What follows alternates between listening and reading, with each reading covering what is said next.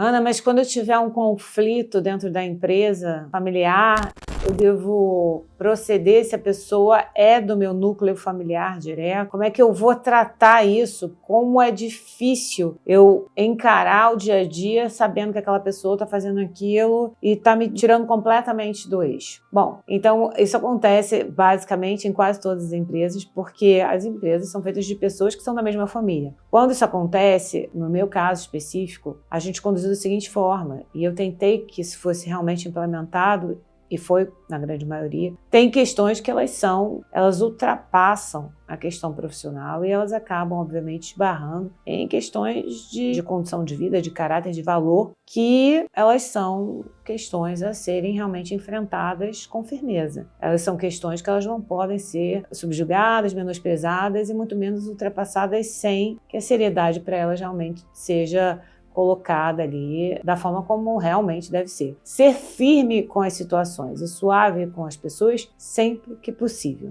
Caso não seja possível fazer, seja firme com as situações e respeitoso com as pessoas. Isso não quer dizer que você eventualmente até não tenha que romper laços. Isso não quer dizer que eventualmente, às vezes, o negócio leva à exposição de determinadas situações aonde o convívio pessoal passa a não ser mais possível. Porém, isso não significa que você não vá respeitar aquela situação, seja ela para a saída de alguém, seja ela para a substituição, seja ela para o enfrentamento de resolução da situação. Não significa que você precise continuar a amar, a admirar, a venerar aquela pessoa, mas significa que a situação de fato deve ser encarada e que os sentimentos que você tem em relação àquela pessoa, de alguma forma, sejam colocados num lugar onde você consiga enxergar ainda a situação, a despeito de tudo que está acontecendo, você consiga enxergar a situação pela situação e não pelo sentimento que te devora naquele momento. E que, de fato, você consiga, ainda em meio a tudo isso, usar o máximo do seu respeito em relação ao indivíduo envolvido. Até mesmo para uma retirada, para uma saída,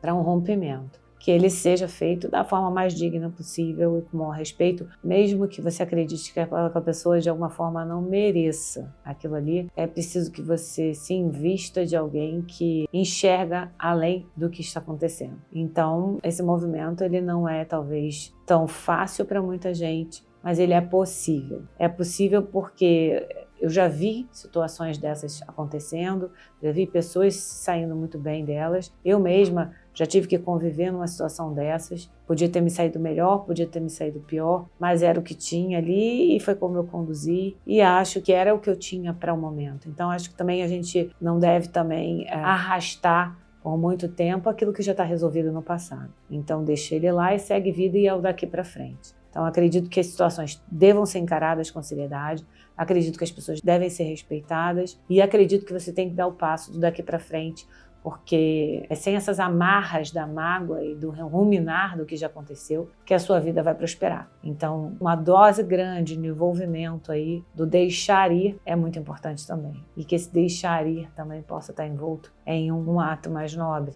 de vida que segue a despeito do que veio até aqui e com o sentimento de que o que vem para frente ainda é muito melhor. E o que você tem hoje também é muito melhor. Valorizar o presente sempre é a forma talvez mais útil que a gente tem de fazer a nossa contribuição. Espero que seja útil para você.